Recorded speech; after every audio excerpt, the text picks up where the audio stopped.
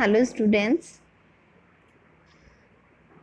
अभी last video में हमने बात की थी अपराध के प्रकारों की, जैसे उद्देश्य के आधार पे, सांख्यिकी के आधार पे, इन सब के आधार पे अपराध के कितने प्रकार होते हैं और कौन कौन से विद्वानों ने अपराध के कौन कौन से प्रकार बताए हैं, किन किन रूपों में उनका वर्गीकरण किया है, ये हमने लास्ट की वीडियो में बात की थी। अभी इस वीडियो में हम अपराधी का अर्थ और परिभाषा,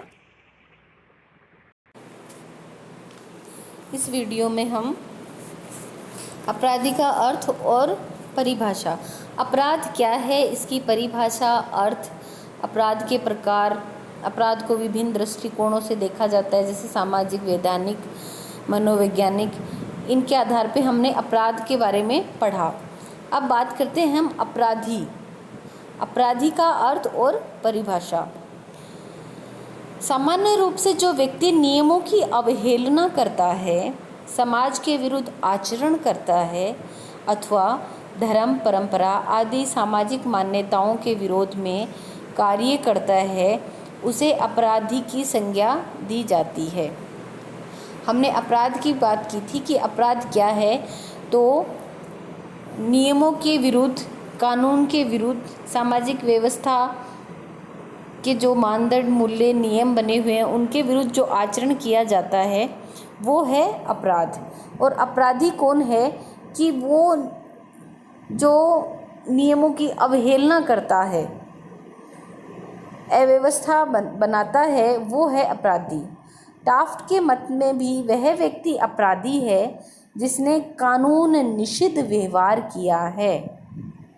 मतलब राज्य जो कानून बनाता है समाज में, राज्य में व्यवस्था बनाए रखने के लिए, उन कानूनों का जो उल्लंघन करता है, उन कानूनों का निषिद्ध व्यवहार करता है, वो है अपराधी।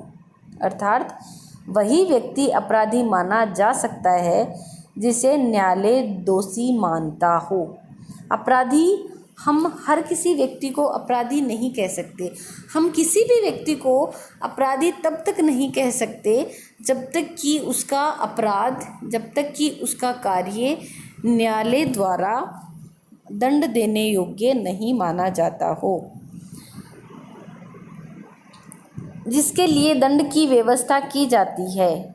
टाफ्ट ने किसी व्यक्ति को अपराधी स्वीकार करने के लिए कुछ आधार बताए हैं। वो आधार उन्होंने क्या है, एक तो उन्होंने बताया है सक्षम आयु, दूसरा उन्होंने आधार बताया है स्वैच्छिक क्रिया, तीसरा उन्होंने आधार बताया है अपराधी अभिप्राय, और चौथा उन्होंने अपराधी निर्धारण में जो आधार बताया है वो चौथा आधार है वैधानिक रूप से हानिप्रद होना। तो इसमें जो पहला है वो है सक्षम आयु। इसमें क्या है, किसी भी व्यक्ति को अपराधी बनाने के लिए सक्षम आयु होना अत्यंत आवश्यक है।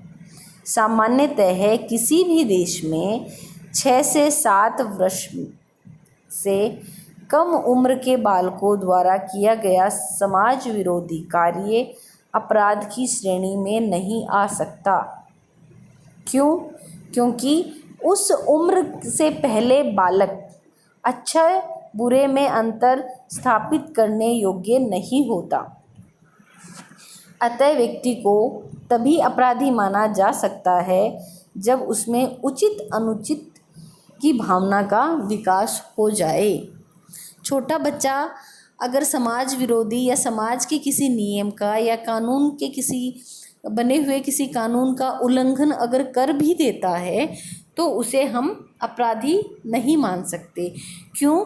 क्योंकि वो बालक होता है, उसमें उचित अनुचित की, सही गलत की समझ नहीं होती, तो उसको हम अपराधी नहीं मान सकते। यानी किसी भी व्यक्ति को अपराधी मानने के लिए उसमें उसकी आयु जो है वो इतनी होनी चाहिए कि वो उचित अनुचित का निर्धारण कर सके।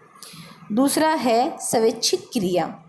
कोई भी व्यक्ति तभी अपराध की श्रेणी में आ सकता है जब उसके द्वारा कोई कानून विरोधी कार्य स्वेच्छा से किया गया हो।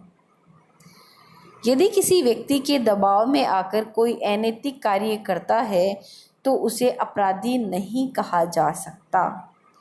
क्यों? क्योंकि वह कार्य उसने विवश होकर, बाध्य होकर किया। इसका भी निर्णय न्यायालय द्वारा किया जा सकता है। ठीक है, एक होता है कि कोई भी व्यक्ति स्वेच्छा से कोई नियम का उल्लंघन करता है, किसी कानून का उल्लंघन करता है तो वो अपराधी है, परंतु उस व्यक्ति को डरा धमका के या उसकी किसी परिस्थिति या मजबूरी से उसको विवश करके उससे कोई काम करवाया जाता है जो न्यायालय की दृष्टि से अपराध की श्रेणी में आता है, परंतु वो कार्य उस व्यक्ति से विवशतापूर्वक किया जाता है तो उसे अपराध की श्रेणी में नहीं माना जाएगा। परंतु अगर वही कार्य उस व्यक्ति ने अपनी इच्छा से किया है तो वो अपराध की श्रेणी में माना जाएगा। तीसरा इन्होंने जो आधार बताया वो था अपराधी अभिप्राय। अपराधी कार्य यदि वास्तव में अभिप्राय या आशय से किया जाता है तभी व्यक्ति को अपराधी माना जा सकता है, अर्थात उसका इरादा भी वास्तव में अपराध करना ही होना आवश्यक है। अगर किसी व्यक्ति से भूलवश, किसी व्यक्ति को किसी नियम का, किसी कानून का पता नहीं हो, वो अनभिज्ञ हो और भूलवश अगर उसने ऐसा कोई आचरण कर दिया, ऐसा कोई व्यवहार कर दिया, ऐसे किसी नियम या कानून का उल्लंघन कर दिया जिसके बारे में वो अनभिज्ञ होता है तो उसे अपराधी नहीं माना जाता। अपराधी मानने के लिए है कि व्यक्ति का इरादतन कोई ऐसा कार्य किया गया हो जो राज्य समाज के विरुद्ध हो, वही अपराधी माना जाएगा। अपराध का वैधानिक रूप से राज्य के लिए हानिप्रद होना आवश्यक है। कोई भी व्यक्ति तभी अपराधी कहा जा सकता है जब उसके द्वारा किया गया कार्य कानून की दृष्टि से राज्य के लिए हानिकारक हो, अर्थात कानून की दृष्टि से अगर वो कार्य राज्य या समाज के लिए हानिप्रद नहीं है तो वो कार्य अपराध की श्रेणी में नहीं माना जाएगा। इस प्रकार कानूनी दृष्टि से अपराधी वह है जिसने स्वेच्छा से उपयुक्त आयु के पश्चात अपराधी आशय से ऐसा अनैतिक कार्य किया हो जो राज्य की दृष्टि से हानिकारक हो, वो अपराधी माना जाता है। अब इसी क्रम में आगे है अपराधियों का वर्गीकरण। जैसे हमने पढ़ा पहले कि अपराध क्या है, फिर पढ़ा हमने कि अपराध का वर्गीकरण, विभिन्न विद्वानों ने अपराध का वर्गीकरण किया। उसी प्रकार इस वीडियो में हमने पढ़ा है कि अपराधी क्या है और अभी हम पढ़ेंगे अपराधियों का वर्गीकरण।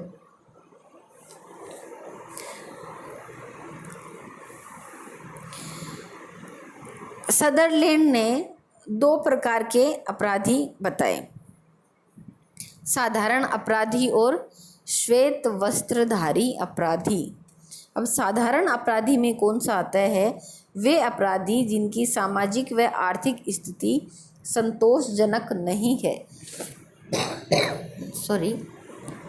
तथा किसी निश्चित उद्देश्य से वे राज्य द्वारा दंडनीय कानूनों का उल्लंघन करते हैं, साधारण अपराधी हैं। दूसरा उन्होंने बताया श्वेत वस्त्रधारी अपराधी। ये अपराधी सामाजिक व आर्थिक दृष्टि से उच्च होते हैं और व्यवसाय के अंतर्गत अपराध करते हैं। इन उच्च वर्गीय अपराधियों को सामान्य रूप से अपराधी नहीं जाना जा सकता। इसी क्रम में अलेक्जेंडर और स्टॉब ने अपराधियों को 2 समूह में बांटा। इन्होंने 2 समूह में कौन से बांटा? आकस्मिक अपराधी और दीर्घकालीन अपराधी। जो अपराधी आकस्मिक रूप से एक या अनेक अपराध करते हैं वो है आकस्मिक अपराधी। दूसरा है दीर्घकालीन अपराधी। जो व्यक्ति जानबूझकर बार बार पेशे के रूप में अपराध को अपनाते हैं दीर्घकालीन अपराधी कहलाते हैं। इनके 3 प्रकार हैं। किनके? दीर्घकालीन अपराधियों के। वो हैं सामान्य अपराधी, दूसरा है मनस्तापी अपराधी, तीसरा है शरीर विकृत अपराधी। पहला जो सामान्य अपराधी है वो है परिस्थितियों के कारण कोई व्यक्ति कोई अपराध करता है तो वो है सामान्य अपराधी। मनस्तापी में वे मनोवैज्ञानिक कारणों से अपराधी बनते हैं। जैसे आपने फर्स्ट ईयर में पढ़ा होगा इड, ईगो, सुपर ईगो, वैसे ही इड प्रवृत्तियों के दमन न होने के कारण इनका समाजीकरण नहीं हो पाता, अतः इनका व्यक्तित्व संघर्षमय हो जाता है और वो अपराध करने लग जाते हैं। तीसरा है शरीर विकृत अपराधी। इस कोटि के अपराधी शारीरिक विकलांगता के कारण बनते हैं। ये शारीरिक दोषों से युक्त होते हैं जिससे इनमें मानसिक हीनता आ जाती है। इस कारण से ये अपराधी ऐसा काम करते हैं। इसी प्रकार से आगे है डेविड ने अपराधियों के 3 प्रकार बताए हैं। इसी प्रकार से रूथ केवन ने अपराधियों के प्रकार बताए हैं। ये हम नेक्स्ट वीडियो में पढ़ेंगे। धन्यवाद।